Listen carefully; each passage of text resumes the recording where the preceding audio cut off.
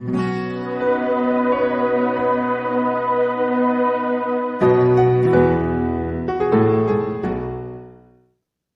शांति।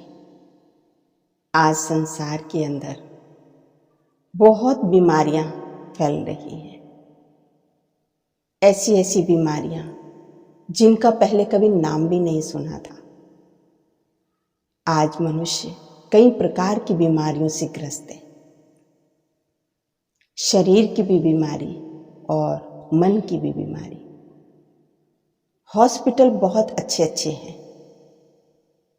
Doctor बहुत काबिल हैं, दवाइयाँ भी अनेक प्रकार की निकली हुई हैं, लेकिन बीमारियाँ बढ़ती ही जा रही हैं।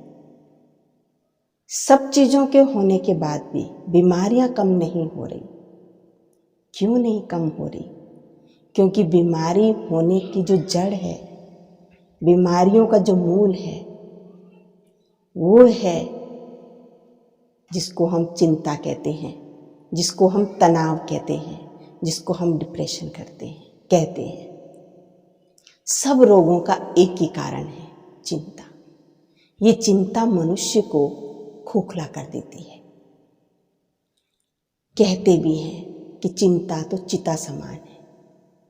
चिंता एक दिन मनुष्य को चिता पर ले जाती है।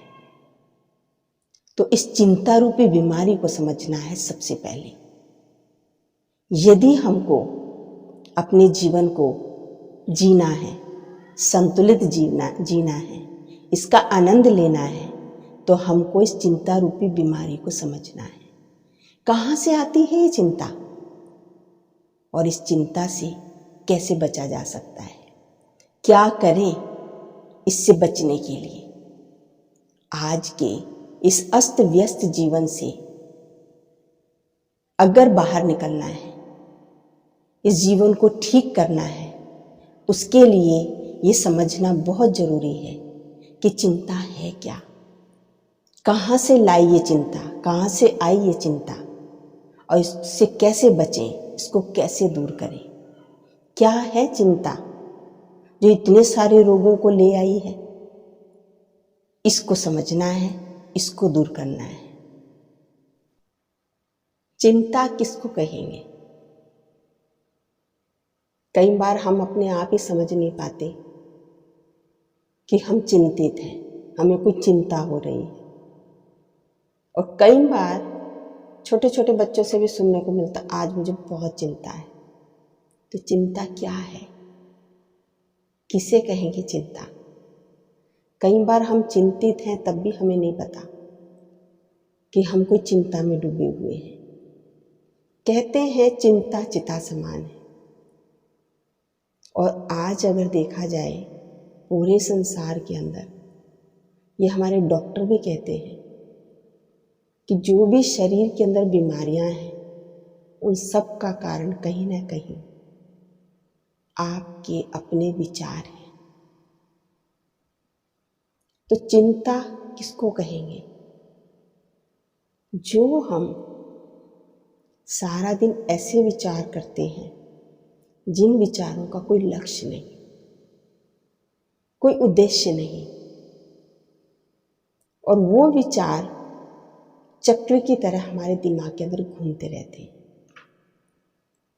वो जहाँ से शुरू होते हैं वहीं आकर ख़त्म हो जाते हैं। कोई उद्देश्य उनका नहीं होता, कोई सार उन विचारों से नहीं निकलता, और वो हमारे दिमाग के अंदर घूमते रहते हैं। उन विचारों को, उस स्थिति को कहते हैं चिंता, जो किसी उद्देश्य पर, किसी लक्ष्य पर हमको नहीं लेकर के जाती। और इसके स्थान पर इस तरह के विचार जो एक ही दिशा में है, एक ही पहलू पर है और एकाग्र है, उसी दिशा पर वो चलते रहते हैं केंद्रित होकर के, एक ही लक्ष्य की ओर, एक ही काम की ओर, भटकते नहीं हैं, वो एक ही लाइन सीधे चलते हैं। ऐसे विचार हमारे कार्यों को सरल बनाते हैं और हमारे कार्यों को सुंदर बनाते हैं। उसमें हम अपने कार्यों को एक नया रूप दे पाते हैं, जिसको रचनात्मकता कहते हैं।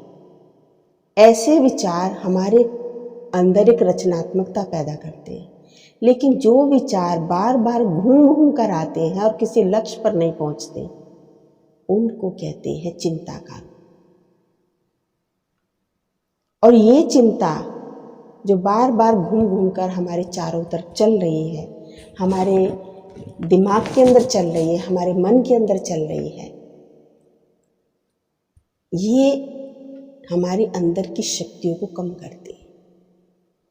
और जिससे हमारी आत्मबल कम होता है, शारीरिक बल कम होता है।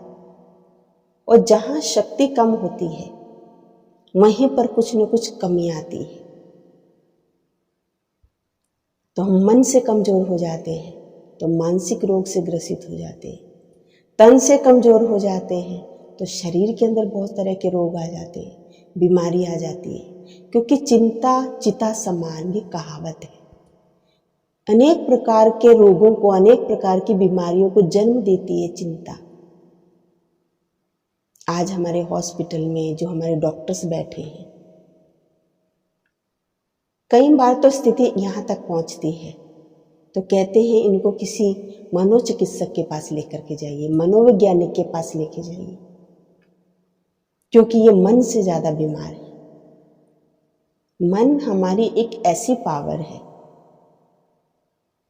यदि हमने उसको सही दिशा में लगाया तो हमारे जीवन को निखार देती है। और यदि हमने उसकी दिशा को नहीं समझा, कोई लक्ष्य नहीं दिया, कोई दिशा नहीं दी विचारों को, यही हमारे जीवन को अस्त व्यस्त कर देती है, बिखर जाता है जीवन। जो व्यक्ति ज़्यादातर चिंता में रहते हैं, आपने कभी उनसे बात करी हो या बात करके देखना, वो ज़्यादातर क्या बोलेंगे, अक्सर ऐसा बोलते हैं, उनको नींद नहीं आती है, बेचैन रहते हैं, भूख नहीं लगती है, बिखरा बिखरा सा अव्यवस्थित सा जीवन रहता है। ऐसा लगता है जीवन में कुछ है ही नहीं। बहुत जल्द छोटी छोटी सी बातों पर गुस्सा आ जाएगा।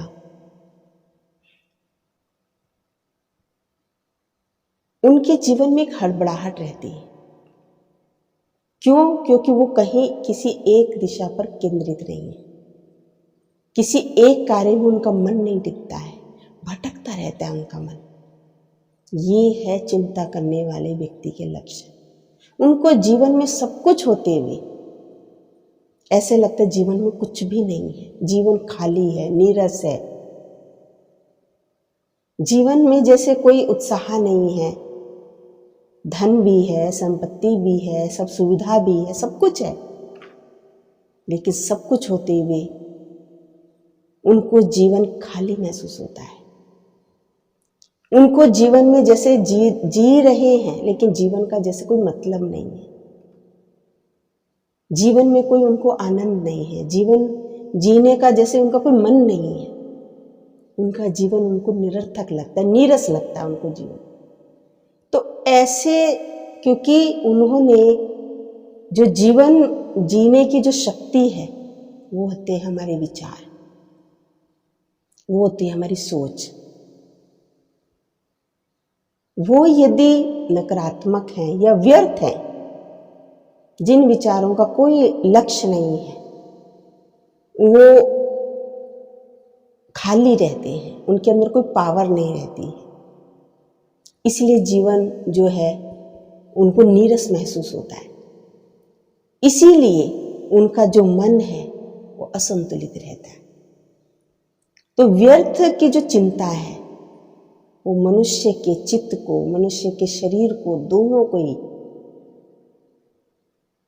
अव्यवस्थित कर देती है, जिसको कहते हैं कि वो बीमारियों से ग्रसित हो जाता है।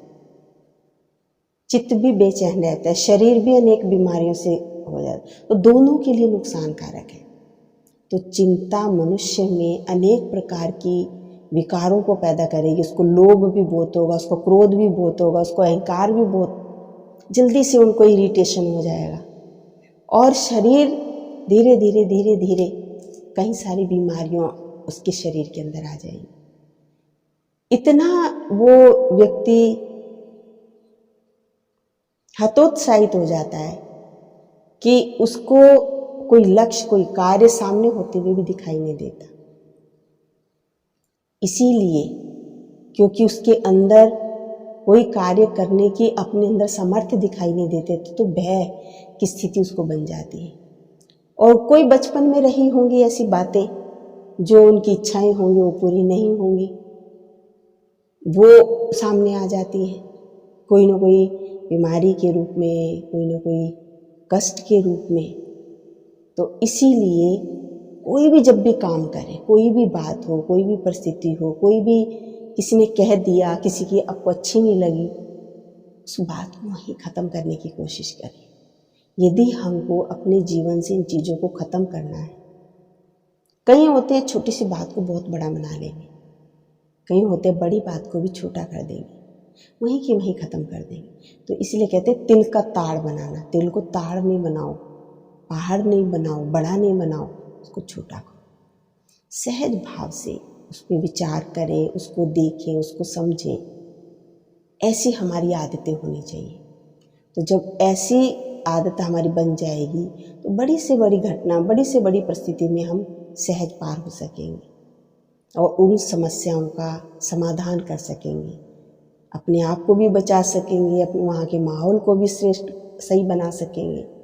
तो इसलिए अपने आप को ऐसे कार्य में बिजी करो, अपने मन को ऐसे कार्य में बिजी करो जो श्रेष्ठ कार्य है, जिस कार्य को करने से आपको खुशी मिलती है, जिस कार्य को करने से आपको शक्ति मिलेगी, जिससे अनेकों की दुआएं मिलेंगी। तो आपको मन को भी शक्ति मिलेगी और मन की शक्ति शरीर पर काम करती है।